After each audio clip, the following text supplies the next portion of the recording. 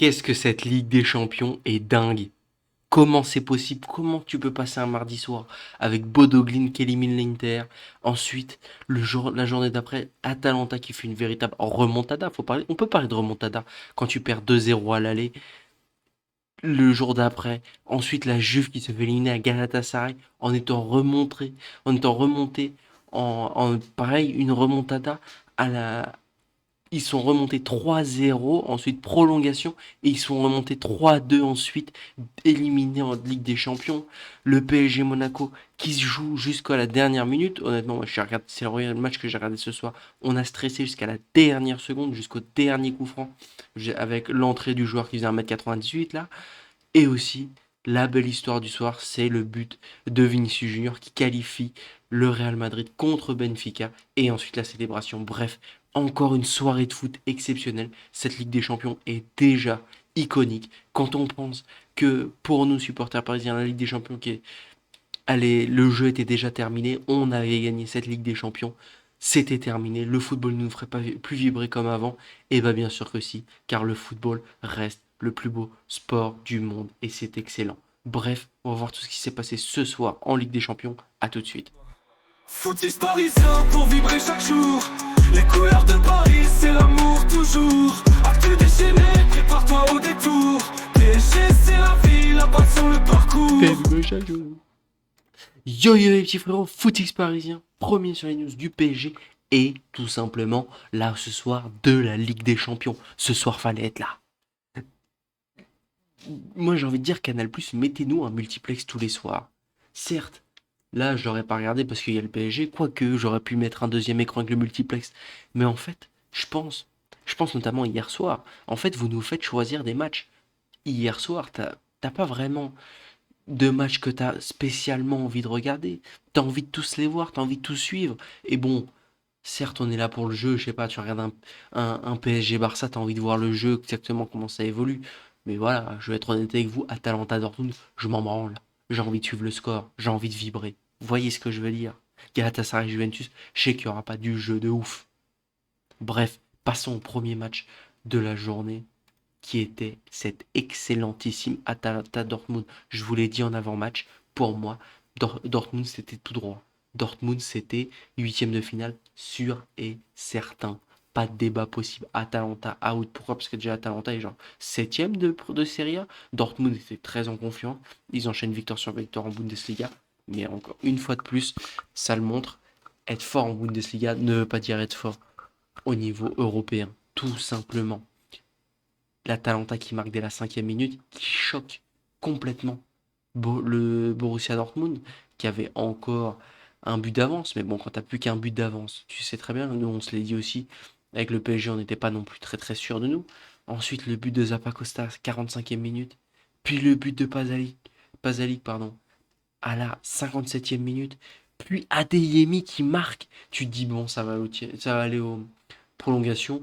Relou cette histoire. Je vais pas vous mentir, je me suis dit à ce moment-là, relou cette histoire. Il y a le match du PSG, j'aimerais bien voir le dénouement de ce match qui était déjà complètement dingue. Imaginez-vous à 3-1, Atalanta qui leur fait, etc., etc. Et là, il y a eu un fait de jeu, je sais pas si vous avez vu, incroyable mais vrai. Ben Sebaini, Ben Sebaini, pardon, qui met en sang l'attaquant de l'Atalanta. Coup de pied dans la tronche. KO, KO premier round. Non, ça reste du football, frérot. Qu'est-ce que tu nous fais là? C'est quoi ce geste complètement incontrôlé du joueur? Mais après, j'ai envie d'ouvrir un débat là-dessus. Parce que du coup, quand le ballon, il suffit de mettre la tête sur le pied du mec, bon, c'est pas une partie de plaisir. Il y a pénalty à chaque fois. Bon, là, certes, le geste n'était pas non plus. Le geste est vraiment dégueulasse. Le geste n'est pas maîtrisé. Le mec, il met son pied en arrière comme ça, sans regarder le pied, sans regarder le joueur. C'est dangereux. C'est penalty, carton rouge. Et du coup, penalty qui est transformé ensuite. Je vais vous le montrer. Voilà comment il finit le joueur. Honnêtement, terrible. Ça me rappelle un peu bon, la blessure de Donnarumma était plus grave. Sans être non plus beaucoup plus grave. Hein, ça reste des coupures. Voilà, il y a pas de chaos. Il n'y a pas non plus de grand-chose. Mais voilà. L'Atalanta qui élimine Borussia Dortmund. L'Atalanta qui va donc finir euh, en huitième de finale contre soit Arsenal, soit le Bayern. Là, ça va être un gros morceau. Tu as réussi à battre Dortmund. Là, tu as tombé contre ce qui est normalement les deux plus grosses équipes, tout simplement, de ce début de saison. Donc, je pense que ça va être compliqué. Autre gros match en parallèle du Paris Saint-Germain. Juventus Galatasaray. La semaine dernière, Galatasaray il avait remporté 5-2 contre la Juventus. Pareil, avec le jeu qu'a proposé la Juventus la semaine dernière, tu te dis c'est terminé. Galatasaray, ils vont mettre 11 derrière, ce qui s'est plutôt passé, visiblement, parce que la Juventus a complètement dominé le match. Complètement dominé le match. But à la 37e minute sur penalty de Locatelli. Ensuite, sortie de mi-temps, Kelly qui prend son carton rouge. Imaginez-vous. En plus, après la VAR, etc. Imaginez-vous, carton rouge. T'es supporter de la Juventus, tu te dis c'est terminé. On doit marquer 2 buts à 10 contre 11. Et au final, la Juventus le fait. Incroyable mais vrai, la Juventus le fait. La Juventus sur ce match a 8 occasions de but. Et ils en marquent que 3. Incroyable mais vrai. 5 DJ, t'en marques que 3. Putain, comme quoi parfois. C'est pas forcément la meilleure équipe. J'ai pas envie d'attaquer Galatasaray. C'est un club en plus que je porte plutôt dans mon cœur. Je suis allé en Turquie, à Istanbul, et j'ai kiffé les ambiances. C'était un truc de fou d'aller dans les bars comme ça. Tu vas dans les bars, les mecs ils supportent plus que leur vie, etc., etc. Truc de fou. Bref. Et ensuite, qu'est-ce qui s'est passé ensuite? Qu'est-ce qui s'est passé ensuite? Tout simplement, but de Galatasaray dans les arrêts de jeu, après ce but de la Juventus de Turin, pas dans les arrêts de jeu, pardon, en prolongation, qui élimine la Juventus. La Juventus qu'il avait fait à 10 contre 11, je pense que ce soir, les supporters de la Juventus sont quand même assez fiers de leur club. Mais bon, là, le gros problème, c'était la semaine dernière, quand tu perds 5-2 à l'aller en Ligue des Champions, c'est pas possible. Et là, c'est à remettre en question. Qu'est devenu ce club qu'est la Juventus? Mais en fait, il suffit de regarder le 11. Aujourd'hui, la Juventus, dans son 11, n'a pas de grands joueurs. À Paris, ils disent peut-être. Coupe Mainers aussi, j'ai envie de dire qu'il y a un plutôt très bon joueur. Locatelli, pas mal. Mais c'est tout. Quand tu vois le niveau de Jonathan David, Thuram qui est bon, mais Thuram, c'est encore un joueur d'avenir.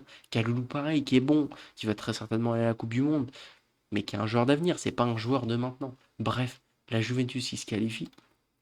Non, le Galatasaray qui se qualifie, qu'est-ce que je raconte? Galatasaray qui se qualifie et qui rencontrera Liverpool ou Tottenham. Contre Tottenham, c'est largement possible. Et même contre Liverpool, ça pourrait être la surprise de cette Ligue des Champions. Ils ont des bons joueurs. Je pense à Osimhen, etc. Ils ont des bons joueurs, ça peut le faire. Ensuite, on a eu le PSG Monaco. J'en ai fait une vidéo, n'hésitez pas à aller la voir. Je vais passer très très vite sur ce match.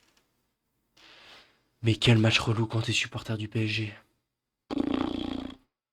Oh putain! Oh putain, qu'est-ce que c'était relou! Oh là là! Franchement, le PSG, là, ce soir-là, ils nous ont rien eu. Ils nous ont rien donné. Et il y a un joueur qui commence véritablement à m'inquiéter du côté du PSG. J'en dirais même deux, en fait. C'est Safonov. Est-ce que on a dégagé Chevalier? Est-ce que Safonov, aujourd'hui, nous promet un avenir beaucoup plus radieux? Je ne crois pas. Honnêtement, le débat du gardien au PSG, tu l'as pas encore résolu. Pour moi, l'année dernière, quand tu regardes sur les derniers champions de Ligue des Champions, t'as toujours un grand gardien. Toujours un très très grand gardien. Le Real Madrid avec Courtois, c'était un très très très grand gardien. Manchester City, le gardien en finale, il te fait une performance XXL. Ederson, il te fait une performance XXL en finale. Donnarumma, l'année dernière, il nous fait que des performances sur performance. Safonov, honnêtement, je ne pense pas que ce soit le gardien qui te sauve dans les moments difficiles. C'est mon avis, je peux me tromper. Et celui qui commence petit à petit à m'inquiéter parce qu'il y a des mauvaises performances sur les dernières semaines, c'est Pacho. Pacho, on va te traquer, frérot. Parce que Beraldo, il est pas mauvais, hein. Et pour moi, nul dans ce 11 peut penser qu'il est titulaire indiscutable. Pacho, on pourrait voir Beraldo. Moi, je pense que dans les semaines à venir, on pourrait voir Beraldo. Attention, attention à toi, Pacho. Bref, de toute façon, j'en ai fait une vidéo, n'hésitez pas à la voir. Et le match, le petit sourire de la soirée, c'est la victoire du Real Madrid. J'aime pas du tout ce club. Pour moi, en fait, surtout en fait que j'aime pas du tout ce club parce que j'aime pas du tout les supporters du Real Madrid en France. Pour moi, à part si t'es espagnol ou de Madrid, t'es supporter du Real Madrid. En France, t'es un suceur. Non, on va pas se mentir, t'es un petit suceur. C'est-à-dire t'as choisi le meilleur club du monde. Tu t'es dit, ça va être mon club. À l'époque, je sais pas, vous les avez choisis quand ils avaient 10 Ligues des Champions. 10 Ligues des Champions?